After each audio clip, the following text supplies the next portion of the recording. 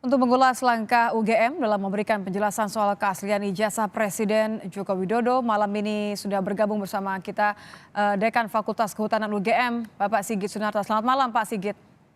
Selamat malam, Mbak. Nitya, terima kasih sudah bergabung bersama kami di Kompas Malam. Pak Sigit, pertanyaan saya begini, kenapa UGM merasa perlu untuk memberikan respon terhadap laporan dugaan ijazah palsu Presiden Joko Widodo? Baik. Jadi sebetulnya seperti dikatakan oleh Pak Wakil Rektor tadi bahwa kita akan mengklarifikasi bagi alumni kami yang kemungkinan dipertanyakan keabsahan dari ijazah-ijazahnya. Nah, ini kebetulan kepada Pak Jokowi, bisa jadi nanti suatu saat kepada alumni yang lain kita juga akan mengklarifikasi dengan hal yang sama begitu, Mbak. Ini pernah terjadi sebelumnya nggak Pak, sampai UGM harus mengklarifikasi, memberikan pernyataan bahwa ini betul adalah ijazah asli kepada alumni lain?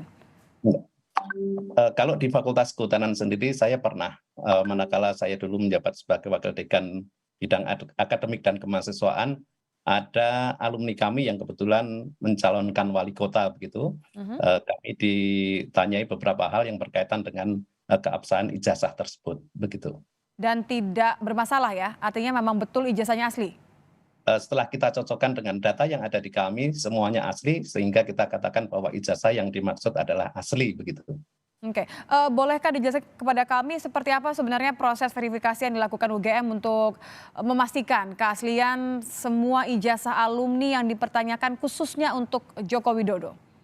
Baik. Eh, Kami di Universitas Gadjah Mada, khususnya di Fakultas Kehutanan, setiap mahasiswa punya dokumen yang disimpan di kami,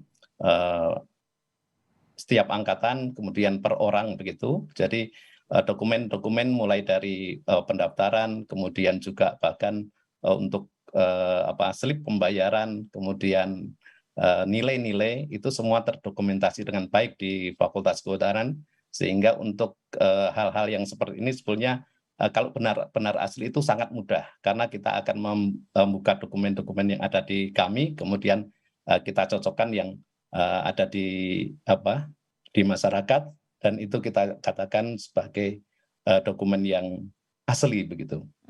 Tapi kalau tanggapan Anda soal, ini kan dibilang katanya format penulisannya yang berbeda gitu, pasti akan dengan mudah, membedakan mana yang ijazah asli, mana yang kemudian, tidak asli gitu. Ya.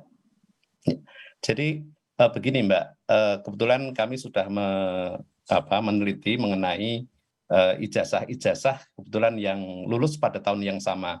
Untuk Pak Jokowi yang lulus pada November tahun 1985, kami meneliti ijazah-ijazah kawan-kawannya yang kebetulan lulus pada bulan tersebut. Dan ternyata ijazah itu sama persis, di mana kami memang memiliki format yang sedikit berbeda dengan yang lain, di mana untuk kami itu ijazah ditulis dengan tulisan halus begitu, Mbak.